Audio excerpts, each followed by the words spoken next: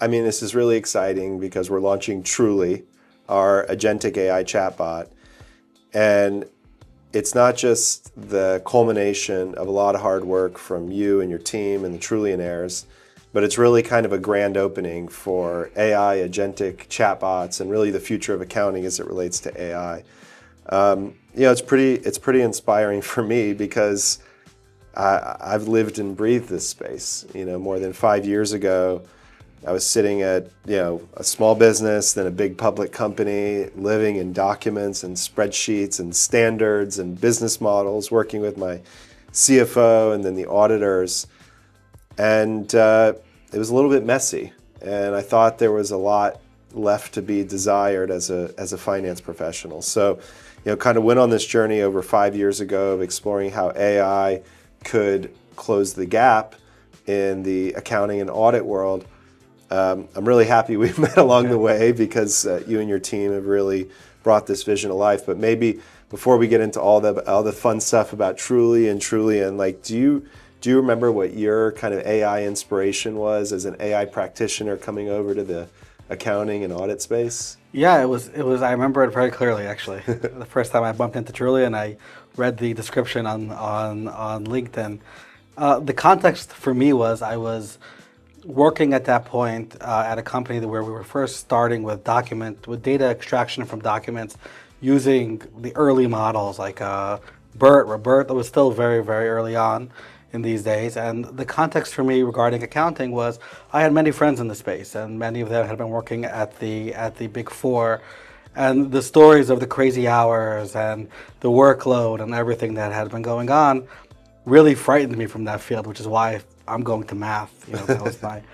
And then when we talked the first time and I learned more about Trullion's vision, it sounded crazy to me. Like, we're gonna take AI, like this concept that we're gonna transform this field where AI is really gonna bring massive change. And at that point, this was well before ChatGPT. We were, I think, 12 people at that time or 13 people. It sounded crazy ambitious, crazy, and very exciting, and the potential was there. And I was coming as the founding ML. At that point, we weren't even calling them AI. We were calling them, my first title was ML, NLP engineer, and I insisted on the NLP, so I don't lose the NLP. And it was, and since then, I mean, it's been a magical 4 years. I mean, we've done a lot, and the Trullion has done a lot, and seeing the way the AI, world has been moving, it's no longer crazy. It's here. Right. It's no longer crazy. It's here. And kind of to your point, I think it's changed even beyond our imagination. Well, at least mine. Maybe you saw some things early on. You mentioned 12 employees. Now we're close to 100. You watched that evolution in 5 years. We've had a front row seat to this stuff, not just in AI, but in the domain we work in, which is accounting and finance and audit. When we first started, it was a lot around these, what I call A to Z workflows, like the source document of a lease or a revenue recognition all the way to the general ledger. So A to Z, source to disclosure, source to journal entry. And that was really cool. And now we've gotten into these audit workflows that go Z to A, almost like the ledger all the way back to the source data. But at the beginning, like in terms of our AI evolution, I remember us being really focused on that OCR and that NLP and almost what I call bottoms up. Like, how do we get all of this financial data? It's in documents, it's in systems, it's in spreadsheets. How do we get this into a complete and accurate picture? And then, at late 22, ChatGPT came out. You were telling me about agency and agentic frameworks, but that really burst agents onto the scene. And agents have this top-down framework, right? Agents sit there and kind of, how do I make sense of all this data for my user? I mean, like in terms of this evolution from OCR to agents or wherever we are, I mean, how has it kind of impressed you or shocked you or surprised you, even as a practitioner? I think it's a great question. I think anybody who says they weren't surprised is lying. I mean, maybe the people inside OpenAI aren't lying. Maybe that's right. But for many of us, like, we had heard about LLMs, we were we were using LLMs well before ChatGPT. Moran and I were building a spelling correction system to fix errors inside OCR using LLMs, using BERT at that point. And it was something which we had heard about, and we were building summarization, but this incredible shift where we moved from building tools to building partners to building collaborators to building AI entities that are able to actually make decisions and use tools. None of us foresaw that, and it was science fiction for us. I mean, like we didn't. But I think what the greatest part of the journey for us was our ability to be able to adopt quickly and always have this vision of where we wanted to go, so that when it became possible, we were able to jump on it early on. And I think that, our early foray into data match, our early foray into search engine, which, we built quickly as a POC and put in the hands of users, our early forays into many of these other areas, I think really was because we always, we were dreamers. And Right. we had AI fantasies back in the day, and now they're reality. Yeah, absolutely. Well, when you think about the AI fantasies, I feel like, at the beginning we were fantasizing about this future of AI and we didn't know where it went. And now it seems like everyone is fantasizing about AI, and it's almost too much of a fantasy. It might even be too ridiculous or too generalist or too, let's call it, all for one, right? You see things like ChatGPT, and we use it as consumers, as users, but there's definitely this thought of, is it going to go into my domain, whether I'm a lawyer or an accountant or a marketer? So everyone is feeling this, like, are these GPTs or agents going to come into my area? And what you've always told me and us at Trullion, and what I really think Trulli, our Gen AI chatbot, has done a good job, is really that, domain specific, and that I would say vertical AI application specific for finance and accounting. Do you still feel like specialty is the way to go, or is there going to be this all-for-one revolution, an app for all apps type thing? I think what the shift that I found the most striking when it came to the AI evolution, AI revolution, you can even call it, was how it went from me having to convince my family or everybody how AI is useful to convincing people how AI is not that useful, right? And this idea of like, hold your horses and let's be realistic about what AI can do. But I think in general, I think the age-old truth that there are general skills that exist within a population or within a being, and then there are specializations, is always going to remain true. And people who are not able to see how specialization will always matter, I think it comes from not understanding that AI should not be about automation, it should be about innovation. And innovation does not contain to the world of technology. We see, with our eyes, right, innovation happening in the world of accounting, in the world of audit. Talented and tech-forward users who are taking our tools or other tools and thinking about new ways to do accounting, thinking about new ways to do audit. The world of specialization, yes, what a general person can do will definitely rise. But that means that what a specialist can do will go even higher. And we're building tools for the specialists. We ground Trulli within the world of accounting, within the world of audit. It has access to Trullion's tested tools, to Trullion's tested workflows. It has access to our user data. It is being fine-tuned and trained to be able to really be a partner in the audit process and the accounting process. The general ChatGPT will do a lot of great stuff. It will help you write that poem you need. It will help you brainstorm. It will help you maybe even do very basic taxes. Will it replace the person at Ernst & Young? No, because that person will have Trullion and will be able to be doing a lot more than what the average person can do, and accounting will change. Amazing. So I want to go like one clip deeper on this idea of domain, right? So again, Trulli is it's a Gen AI, it's an agentic chatbot specifically for accounting and audit professionals.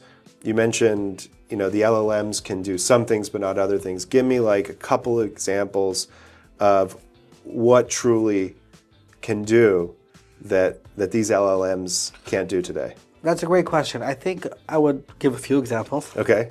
I'm very excited about Trulli, but so one of the examples is, for example, math accuracy when analyzing financial statements. So this is where you're looking through a financial statement and there are these numerical tables and they need to be analyzed to make sure that the sums and the total make sense. And we've found a lot of instances where this is not the case.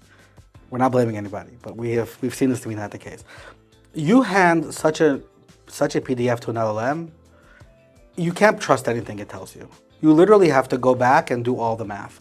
Even if the LLM gets to the place of 95% accuracy, you still can't trust it because 5% is a lot.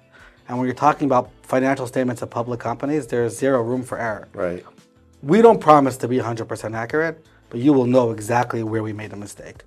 We use LLMs for what they're good for. We also use our proprietary OCR, our advanced algorithms to be able to detect tables, to be able to extract these sum sequences from tables, to be able to analyze where is a sum. And for all of it, there's attribution, there's traceability, there's an audit trail. Users are able to see exactly which numbers we put together into a sum. And there's everything they have to be able to really build trust into what we're doing and into what Trulli is doing. Another example is being able to understand if audit guidance, if you have guidance from your company or there is regulations and you want to be able to understand if your accounting treatment of something fits with that, you could technically try to give both to an LLM. These days, most of them will process it for you because the context window is too big. But even without that, there is no traceability, there is no step-by-step checklist that we're going to be auto-generating from these guidances to really help accountants do their job better. So, and I can go into more examples. No, I love it. I mean, I'm hearing financial statements, I'm hearing the policy review. What I really hear when you guys talk about Trulli, and I've had a chance to play with Trulli. I'm really excited about everyone else getting a chance to play with it. But what I love, which I don't get with LLMs or GPTs, is it's almost like you get this parachute. Like Trulli brings you to this place. Maybe it's a question, maybe it's an answer. And then you can parachute down, down, down, down, all the way down to maybe a source document or a source system or a source spreadsheet. I mean, was that designed intentionally by you and your team to go down to the source data? How have you thought about accountants and accounting and auditors with this concept in mind of going back to the source data? So when I was at one of the early conferences right after ChatGPT came out, there was a panelist who was speaking. He was in payments, I believe, and he was talking about the importance with AI is to get things out quickly. People are going to appreciate the wow effect. Get the whatever, like attribution, all these things should come second. Really, just get the results out to users, impress them, and they'll figure out what's true and what's not true. And it right away rang very wrong to me. Like even before, like I think we're at a point now when people call it the backlash, but I think even during the peak of the hype, there was always a sense within Trulli and that our value is a single source of truth. Like reliability is everything. Right. And we were always designing from our earliest POC, like proof of concept, like getting the most basic data matcher, or whether it was the early version of Trulli, which was called knowledge base. Before we put it out there, it was establishing sourcing, and we were not going to release anything that doesn't have exhaustive sourcing, where people are able to literally find the source. And with our users right now, most of the feedback we get is where people are talking about how do we improve sourcing, because without sourcing, it's nothing. You can't. We're not in a world where hallucinations can be tolerated. Right. No, I agree with you.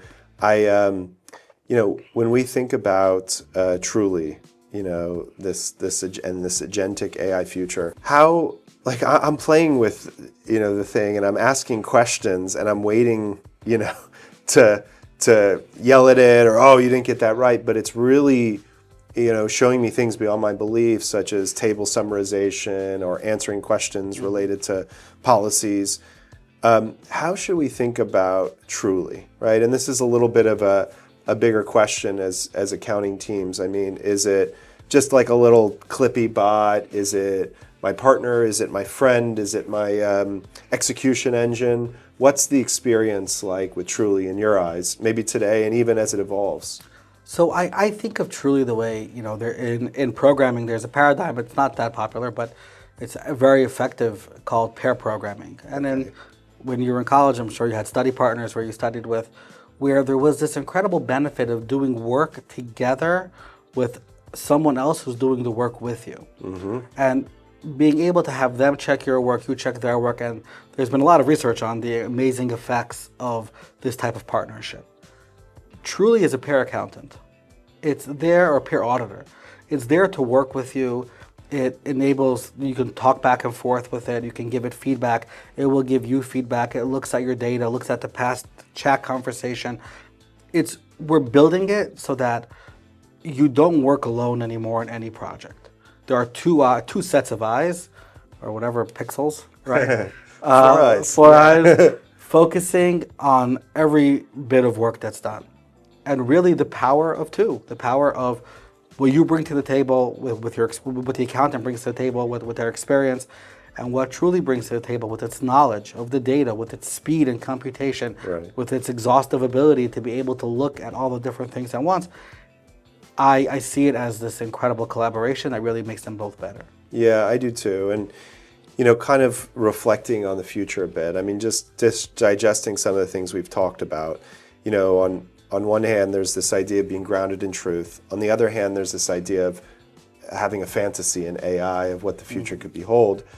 And you've got to start somewhere in between. You don't want to start somewhere too early where you just throw the agent or the AI back at the computer, if that's even possible. You don't want to start too late where your peers or your friends or even your competitors have already started advancing with agents. So as I look into the future, I do think we're in the phase where this is a partnership, right? I think that with our clients, with our customers, whether it's accounting firms, audit firms, advisory firms, CFOs, controllers, that they're looking at Trulli. We've worked with them on a lot of workflows that have been OCR inspired or, GAAP or IFRS inspired, and now they're moving into the agentic world, and it is a partner.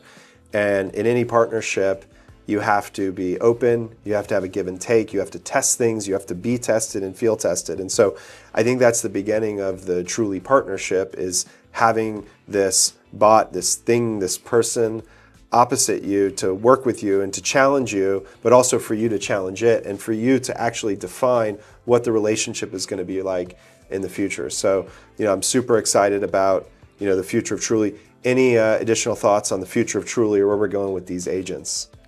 I think that ChatGPT was a big lesson to me to avoid predicting the future. Yeah. I think we have yet to see what the future has in store. I do think that the world of accounting is about to become a lot more exciting for accountants. Okay. And for auditors. And we're going to see a massive transformation in how we think about transparency, how we think about auditability. The rise of agents means that now all of a sudden we can think about GAAP, we can think about innovation in accounting in a way that we haven't done for 600 years. And I'm really excited that Trulli and what we're building is going to be a part of that story. Yeah, it's awesome. I think people also, I go back to my early days, people forget that finance and accounting professionals are some of the most innovative, some of the most quantitative. I think it's lost on everyone. Right now it's get out of Excel, get out of spreadsheet. Well, Excel is a technology. It's a piece of technology. I happen to love it. A lot of us love it. And so, I've always looked at it as accounting and finance professionals as some of the more forward-thinking and quantitative professionals. Now, at some point that changed, but to your point, I do see this kind of energy and revolution within the accounting sector. And you mentioned the word 99 before, that you need to be 99% accurate might not be good enough.